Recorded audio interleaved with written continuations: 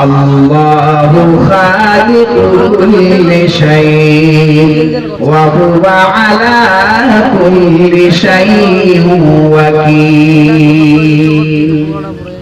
আল্লাহ সব কিছুকে সৃষ্টি করেছেন এবং সব কিছুর কর্মদাতা বিধায়ক দাতা শুধুমাত্র সেই মহান পাক রব্বুল আলামিন।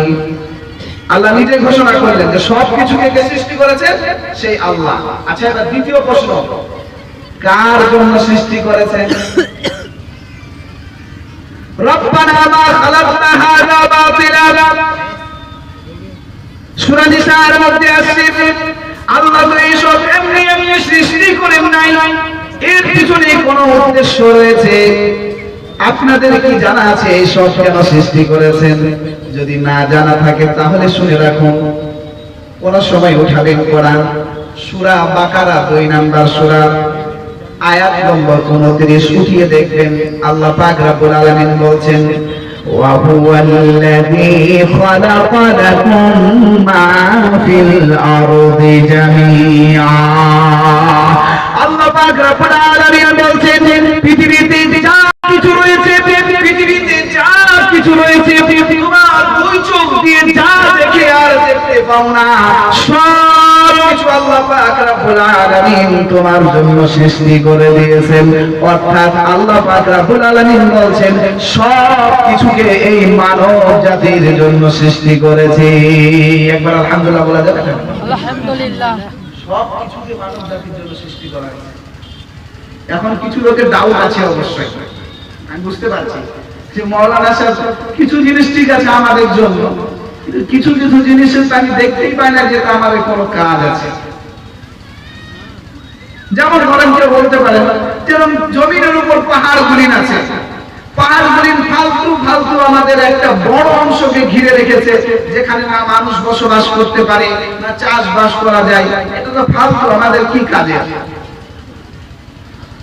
তাহলে শুনে রাখুন আমার বাবাজিরা, আমার ছোট্ট ছোট্ট বড় বড় ভাইয়েরা, আল্লাহ পাক রব্বুল আলামিন বলছেন এই পাহাড়ে এমনি সৃষ্টি করা হয় নাই, বরঞ্চ দিদি বলছেন ওয়াল জিবালা আওতাদা, ওয়াল জিবালা আওতাদা, আমি এই পাহাড়কে সৃষ্টি করেছি খুঁটি স্বরূপ, প্লেট স্বরূপ, কাঁটা স্বরূপ।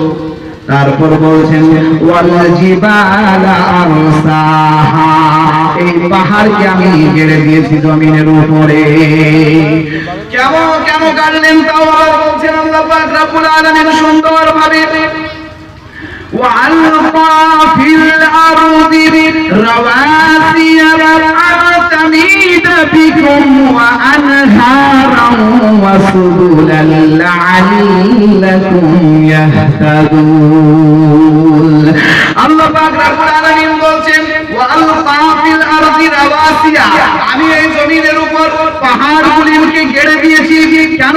আন তামিদা বিকুম, যাতে করে জমিন, এই জমিন তোমাদেরকে নিয়ে নড়াচড়া না করতে পারে, তোমাদের বসবাসে কোনো প্রকারের ডিস্টার্ব না আসে। তার কারণে আমি পাহাড়গুলিকে পেরো স্বরূপ, কাঁটা স্বরূপ আমি গেড়ে দিয়েছি, তাই আজ জমিন স্থির হয়ে আছে। আপনাদের জানা আছে কিনা এই জমিনটা জলের উপরে আছে, যখনই জলের উপর কোন জিনিস রাখবেন সেটা স্থির থাকতে পারে না, সেটা নড়াচড়া করে তাকে আটকানোর জন্য কিছু লাগে।